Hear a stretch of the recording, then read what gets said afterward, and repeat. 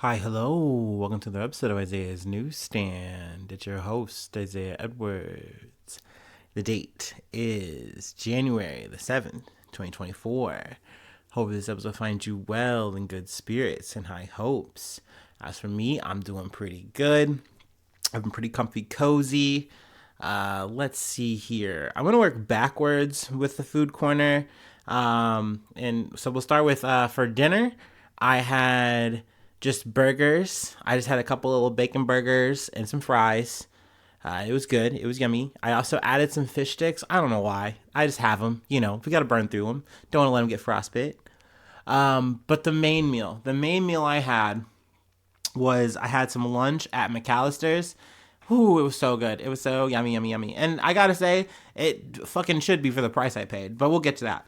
So I got a bacon lettuce, a BLT. I got a BLTA. So this trendy thing they've been doing over the past couple of years. I feel like where they just give you a BLT and they add avocado just so they could just soar up the price. Just ugh. So I mean, there was that. It was good. I enjoyed it. Bacon was really great. Pretty big sandwich. Then the side I got was a potato salad. Came with a big pickle. You love that. And really, the main attraction for me, the reason I was at this McAllister's for real, was this cheesecake I saw. I had been advertised. They got me. I fell in the trap because I'm a cheesecake slut. I love cheesecake. So it was this butter pecan cheesecake, and I was almost disheartened because like they came out with the order, and the waitress, she kept it real with me. She's like, "Hey, I just want you to know we had to defrost this as quick as we could." And I was like, "That's okay, it's fine," because I know it's cheesecake, it's cool. Like as long as it's not like a freezer burn situation, should be a okay, just fine. And I noticed even that they had heated up the plate, and I was like, "That's smart, that's clever. I like that they put in the effort." So that was fine. That was cool. That was great. Overall, the cheesecake was amazing. I will say it was a bit firm because of that like defrost situation. Fine, whatever, that's okay with me. I grinded through it. It was so good, so yummy. Let's see here, and like I said, the stinger. It was $20. I did get the large sweet tea as well.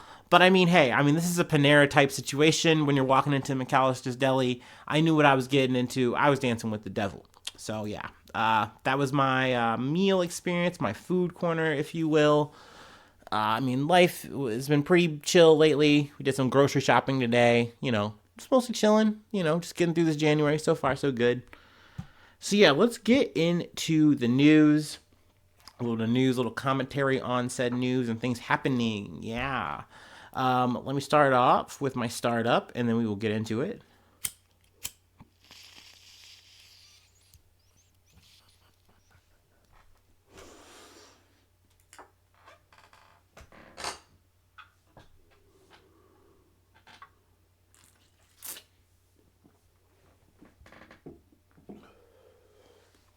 Okay. From ABC News. Multiple January 6 fugitives arrested at Florida ranch 3 years after Capitol attack. FBI. Three January 6 suspects were arrested at a ranch in Florida on Saturday, the FBI said, including one who has been sought ever since the 2021 attack. Excuse me, on the U.S. Capitol, and two who never showed up for trial. Court records show. The FBI's Tampa field office said three January 6 fugitives, Jonathan Daniel Pollock, Olivia Michelle Pollock, their brother and sister, and Joseph Daniel Hutchinson III, were taken into custody early Saturday morning, 3 years after the assault on the U.S. Capitol.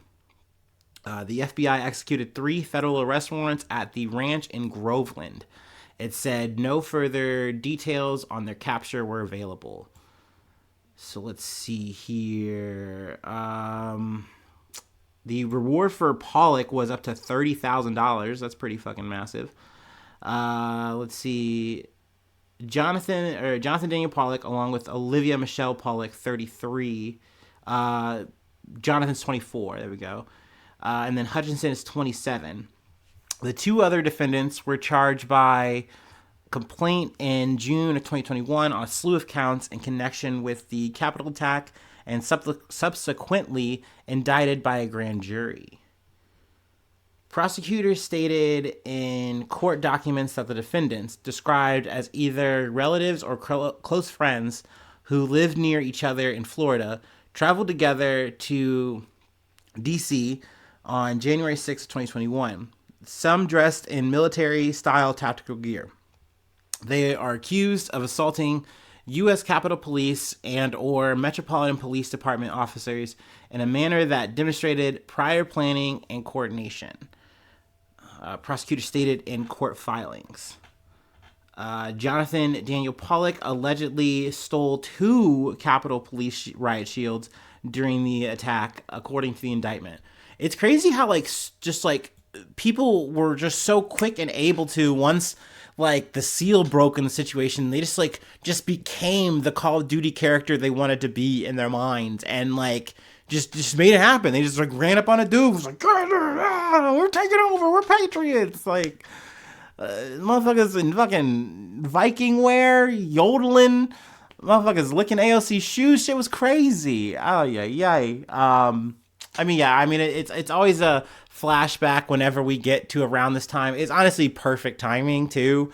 With January 6th just passing, obviously. Gotta remember the holidays. But it's good that these guys got caught. Better late than never. I'm curious what any of the sentencing is going to be once we get to that point. And more times than not, I know some people maybe get examples made out of them, but really it's not like these people are getting that extensive jail time. It's not like these people are being buried alive or anything like that. But let's see, was there anything else I really wanted to pull here?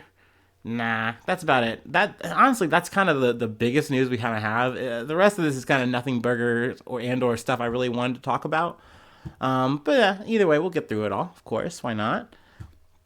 From The Guardian, wife of financier who called for Harvard's head's exit faces plagiarism allegations. The wife of Bill Ackman, the hedge fund billionaire who accused Claudine Gay of being a plagiarist and led calls for her resignation as Harvard president, is now facing allegations of plagiarism herself. Neri Oxman, a prominent professor at the Massachusetts Institute of Technology, or MIT, has apologized after Business Insider identified multiple instances in which she lifted passages from other scholars without proper attribution in her 2010 dissertation. She also pledged to review the primary sources and request the necessary corrections. Business Insider on Thursday initially labeled 4 passages of Oxman's dissertations as plagiarized without any attribution from Wikipedia entries, but by Friday, the outlet had found at least 15 such passages, a turn of events that was similar to which led Gay's ouster from the Harvard presidency. So it's just one of those things where it's I said it when we were talking about this shit. This is not an uncommon thing. People take things without properly citing their sources, sometimes without even fucking realizing it. And hey, that might be some, foreshadowing to some later shit we're going to get into. But it is one of those things where it's yes, that's wrong. You take the L on that shit and you move the fucking along. But because of the situation at hand, and people were trying to get Claudine Gay out of here because she didn't bow down and kowtow enough, and she's the reason anti-Semitism exists on campus or whatever, that they're accusing these 3 people who stepped up for that hearing. They wanted their pound of flesh and she got fired. And now the same lens is being turned around on literally this dude's wife, and he's just oh, well, I'm actually just going to double down and we need to go to MIT and make sure that there's zero plagiarism there. And then we need to go to the Business Insider. Yeah, we're going to go to the Business Insider and we're going to make sure there's no plagiarism there. That's right. I've been inspired now. I'm fighting now. And it's what are you talking about, dude? This is just a fucking crybaby rich kid who can just take no for an answer. He can't take an L. He's mad that his money did not buy him enough influence where he wanted to. And now he's just being a huge fucking crybaby. It's just a shame that he is using real fucking suffering, real fucking issues, and like just trying to use it for fucking points. So, shame on him. I don't really feel a way about his wife or whatever. I mean, hey, just do better. Cite your sources better. But hey, I get it. I try to cite mine where I can. I do my best. But like I said, plagiarism, that shit really is not my bag. I don't really like. I mean, don't get me wrong, you should do your best to not just rip off of people, but at the end of the day, motherfuckers be copying. Everything's inspired. Like, I don't know what to tell you, baby. That's art. That's life, baby. I don't know. Trying to think, was there anything else here I wanted to pull? Like I've said before, he was a Harvard grad. So, like I said, he thought, hey, I have all this money. Like, I should be able to buy power. You guys should be listening to what I say. And it's like, well, if it's not aligning with what we are trying to put out as a school, like, no, dude, thanks for the money. We'll see you next year. Like, so yeah, I mean, now he's like kind of becoming a bit of a conservative darling. But I mean, that's the grift. That's how it goes. Oh yeah, no, there is a little bit of a tidbit. I guess you can say that is definitely not a feather in the cap for Oxman. Oxman has also been criticized for accepting a $125 I wish it was that cheap, $125,000 gift from the late Jeffrey Epstein, the notorious sex trafficker and disgraced financier. Oxman responded to the donation by sending an art gift to Epstein. Like, what a neat trade. Here you go. Awesome. Oxman was a tenured faculty member at MIT before leaving the school and moving to New York City in 2020.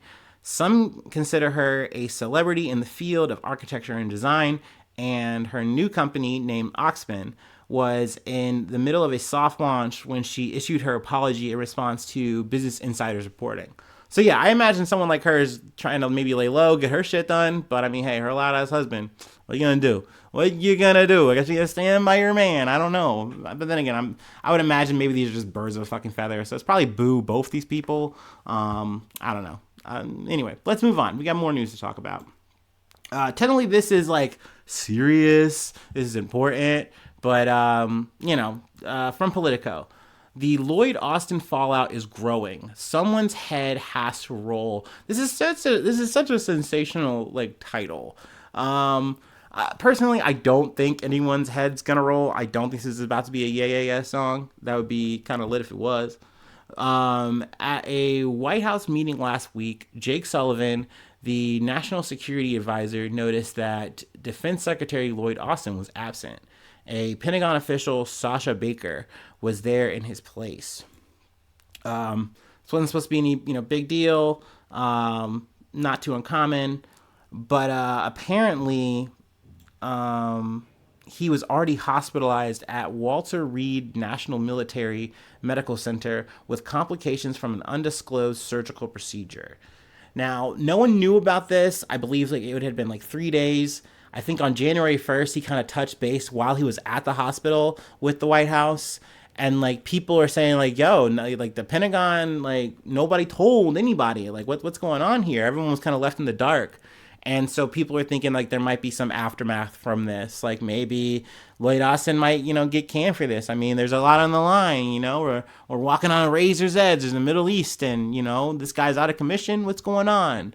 But I mean, I don't know. I think everything's going to be fine, at least in terms of that regard. Sadly, the same atrocities are getting committed no matter what. So, I don't know. I don't know what to tell you. I think overall it seems like Austin is fine. I don't think his situation is deteriorated, but I mean, he went from being in the ICU to now he's better. So it's I also understand too that this is a thing worth talking about in the sense of you would think these chains and lines of communication would be open and clear. You know what I mean? The top brass should be open and freely communicating. You know what I mean? So it does look bad in that regard. It's a black eye in that way, but I don't think it is the hay that maybe Politico is making it out once again in their title. But hey, I get it. You got to sell some paper. You got to push that shit. That's going to lead us to our last thing. And this was something I just couldn't help but talk about. And it's just been making the rounds. It's Cat Williams. It was from the Club Shay Shay interview. Shannon Sharp, a ESPN. Well, he was a former football player turned ESPN analyst turned podcaster. So now he's a jack of all trades, if you will. And he interviews people. He gets down to these like, I don't want to say they're nitty gritty, but like he's supposed to be like getting real with them. Like they're busting out the cognac, they're drinking, they're cutting up, they're being real. And I feel like that's the angle of these things. And I came into this feeling one way, and like I actually was like, okay, I'm gonna actually do the fucking research for real here. And I sat down and listened to it. It was a 2 hour 46 minutes, almost 3 hours of just these dudes just sitting here talking, drinking. And I mean, it's really Cat Williams airing out a lot of shit. He is, for himself, setting a record straight. And it was fascinating. I was so enthralled by it. And here we are. So I'm here to talk about it. So yeah, in honor of that, I'm gonna actually, do my break. I mean, I added a little bit to it. We got a little bit of the old bourbon here.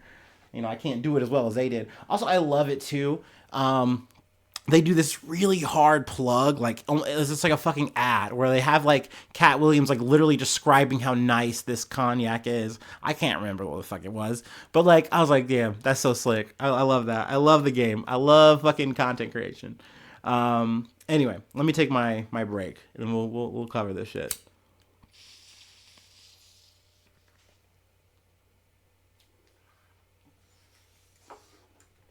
Oh bye.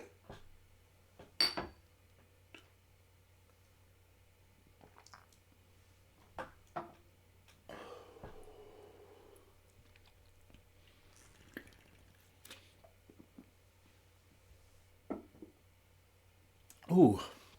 Okay. So yeah, you can find it on YouTube, the Club Shay Shay, whatever. I'm referencing this article from Vulture. It condenses it all pretty well. I'm more or less just gonna reference a lot of this shit and just talk from what I saw. Cat Williams scorches the earth and every comedian on it. So yeah, I like how they started this off.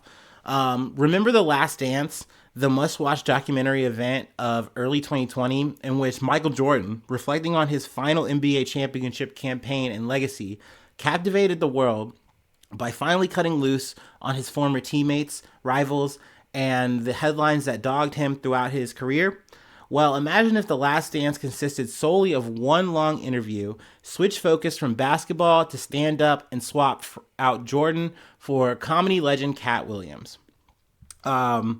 Essentially, that was a great just sum up of what that was. This dropped January 3rd, and it's just been like a buzz ever since. And initially, I was like, oh, maybe I'll cover this on the side or something like this, something like that.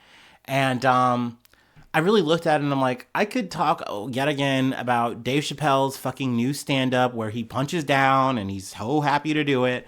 I've been there, done that. That's old hat. That's old news. He's not getting jumped right now. It doesn't matter to me. I could talk about Cat Williams in this shit, but I realized, like, I don't know. Like, I definitely, if you are a longtime listener, y'all know, maybe if you're a good friend of mine, I do have a bit of a contrarian bit, and sometimes I can be a bit of a hater. I can come in a little bit negative. But I didn't know that I was doing that here, and I realized, like, watching it, I was like, okay, I didn't have the full context here. I didn't have the full lens, and I'm really glad that I listened to it and watched it, even though there's definitely takes that both men and this, Shannon Sharp and Cat Williams, say that I'm like, okay, well, cringe. I don't love that take. I don't love that perspective. But I respect Cat Williams for saying, oh, on this show, like on this broadcast that you've been doing, Shannon, like, I love you. I think this is great. But like, you've had these people come on here and say things about me, say things that they are saying is truths to you, and that's not true. Like, it's just not. And he more or less is just coming to set the record straight and just talk about all these things and talk about a lot of the people. And along the way, a lot of people just wind up catching strays. I mean, he references Diddy and TD Jakes like often. He just drops that. He talks about Harvey Weinstein in a moment where he says that, like, Harvey Weinstein offered to, your graphic here, suck his penis in front of all him and all his group, like Cat's like entourage or whatever. And he's like, I said no, I didn't want that. And like he's like essentially saying like, hey, these were these career moves that made it so I wind up getting blocked off. And there's other people in the industry that did. And now they have great careers. Good for them. Awesome. But now these motherfuckers are the gatekeepers telling people who's funny, who's not. So, I mean, just really scathing shit to say. Kevin Hart was a big one, a big focus. At one point, he winds up calling Kevin Hart a plant. And I was at first, and that was something that I was initially heard in headlines. And that's what made me kind of feel like it was like a really hater kind of thing that Williams was trying to say. But like what he was coming from is like he's saying, look, I'm saying that Kevin Hart was big in Philly. Cool. He was doing rounds and he was doing a lot of work then. But you're telling me that Kevin Hart did the work there, comes to LA, and then out of nowhere winds up with a fucking movie, but we didn't see where are all these sold out shows that people are talking about. That didn't happen here. And he mentions other people in like the same kind of vein. Tiffany Haddish gets dragged into this and things of that nature. And people wind up coming out with rebuttals to this. And, you know, maybe get to that, maybe not, whatever. But none of them are really like hard refuting what he's saying. And I think that's why a lot of people are like really on his side. Plus, not to mention if you're, you know, a fan of comedy, you know, I used to be, I guess you could say I'm a former fan. I know some people say I'm a comedy hater now. I don't know. Maybe that's true.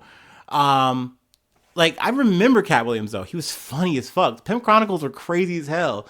And like him talking on this really like shined a light on how his career has been and just his history, just like how he grew up, you know, his religious background and things that he's kind of been through, at least from his perspective, his eyes. And, you know, once again, just kind of talking about people's rebuttals, like Kevin Hart's like, yeah, I think it's the drugs. I think he's just on the drugs. And that's like been a long standing thing. And for Kevin Hart or for Cat Williams, he's even got ahead of that in this conversation. He's like, look, like I smoke weed, I drink, like that's about it. Like I smoke cigarettes. Like I don't do any other drugs. He's very adamant about that. At least that was his perspective. That's what he's saying. He's had a lot of run-ins with the law and things of that nature. And I think that that's something that you can say paints him in a bad light. But I mean, at the same time, he keeps saying, hey, I keep coming back out. I'm fighting those charges. It is what it is.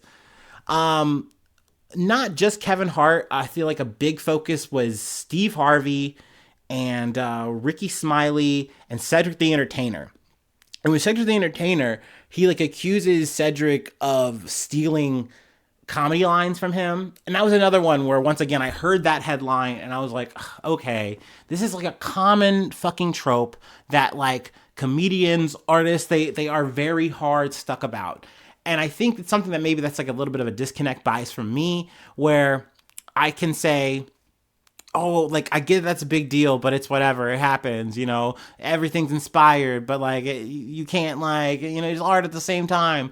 But at the end of the day, like if you say a thing and someone steals it bar for bar, or you made a thing and then someone literally takes the credit for it, that like that's soul snatching ass shit. And it shouldn't just be allowed. It shouldn't just be accepted as a normal thing. So I can understand where literally Cat Williams comes out with receipts saying, I did this joke at this point. I did it. You can literally see it. BET was using this as like trailer reel. And like, it was so good. You saw that it was so good. You were there when I said the joke again, and then you stole it from me. And you just changed a detail here or there, and now it's like a spaceship or something stupid. And he's like, no, I worked on that joke. I got together with other motherfuckers, and I worked on this shit. And it really, you could just kind of see that the conversation was talking about, like, he's like, look, man, I'm telling y'all about how comedy works.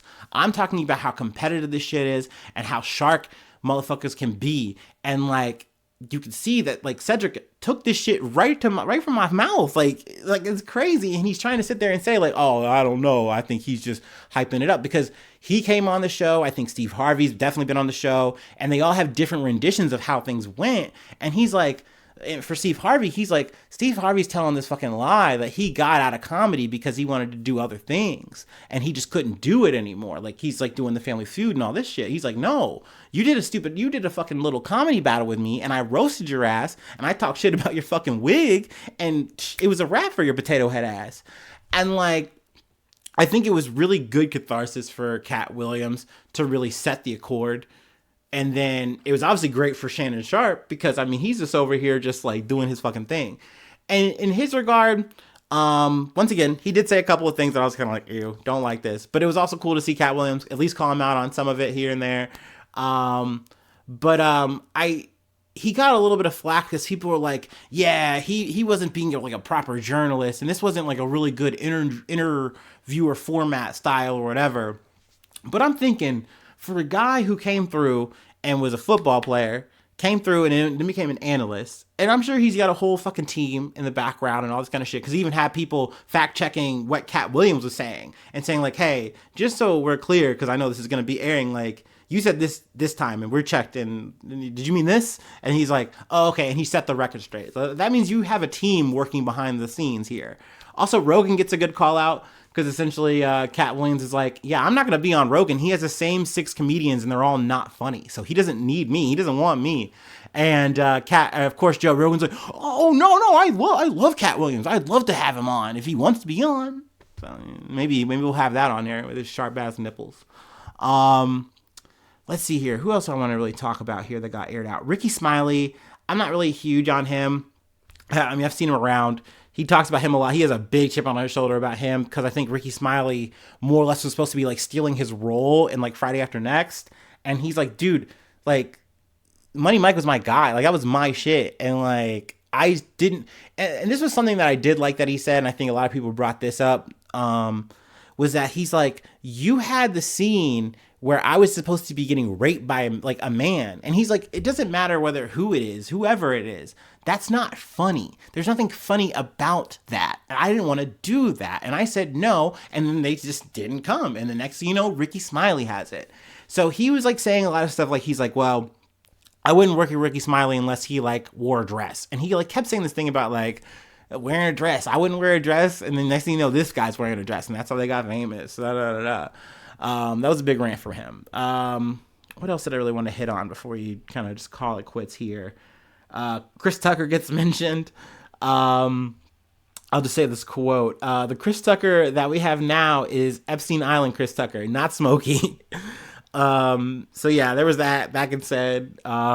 He talks about how like, you know, Chris Tucker doesn't really like smoke weed and he didn't really want to be Smokey and advocate that character. So that's kind of why he really didn't want to like actually sign on, but you need him, you know? It's like Kim and Craig, you need them both. Let's see. There was another radio host who tried to come for him and he like fucking blazed her, Wanda Smith. Faison Love gets mentioned. Michael Blackson, another comedian. We're just going to skim past those. Jonathan Majors gets referenced, and I don't necessarily love everything that Cat Williams has to say about that. But, you know, it is what it is. He has kind of a take on Kanye West that I was like, I understand where you're coming from, but I also have quips and qualms I won't get into. Ludacris gets mentioned because he says like literally an Illuminati thing, and he's like, yeah, there was an Illuminati thing that came up, and like, it came down to the two of us, and like one of us had like the person had to cut off all their hair and get weird and get weird sideburns. And I'm just saying it, I don't have $200 million. So he was talking a lot of shit. In response to that, Ludacris made the corniest freestyle that I've ever heard him make. I was like, oh, brother, what happened? What are we doing? Don't do that. Just make another Fast and Furious. You won. Martin Lawrence gets referenced. I'll skim on that. His take on Taraji P. Henson was really good because essentially he was just saying like it's super sad to see a woman of color, you know, express this anguish that she has going through the industry, trying to do the best she could, and seeing that like I'm getting lowballed for every fucking role. It's like, dude, I did Empire on Fox. Not to mention I was the Hustle and Flow like girl. Like, what are you talking about? Like, there was a whole wave on the shit I've been doing. Like, what are you talking about? And you know, he's saying that it's just like, yeah, like we need to be supporting people like this. We need to be lifting people up like this. So yeah, I mean, the whole interview, I can't encapsulate it well enough. Like I said, Vulture did a pretty good job, at least of summing it down to like per person. But the vibes, like don't get me wrong, I respect him, you know, yada yada. I'm not calling bullshit or whatever, but he was just like at one point in the beginning, he's like you could see he's getting real, and then you see Shannon Sharp's like, I shouldn't be giving you no more, and he's like, no, I'm saying this, I'd say this sober, and then like you see it around the halfway point, Cat does this thing, and it's such a drunk tell where he starts rubbing his pants, like he's just rubbing them to like from like the thigh to the knee, and it's just like I'm not saying he's like doing it as like a tell that like he's saying a lie or anything like that, but you can tell like that's just a thing a drunk person does, like where you're so scared and fidgety and weird, and it's just so funny to like see Cat Williams that candid, that open, and just saying the shit that he was saying. So yeah, he came in both barrels, full on pimp named Slickback mode, no mask on. I loved it.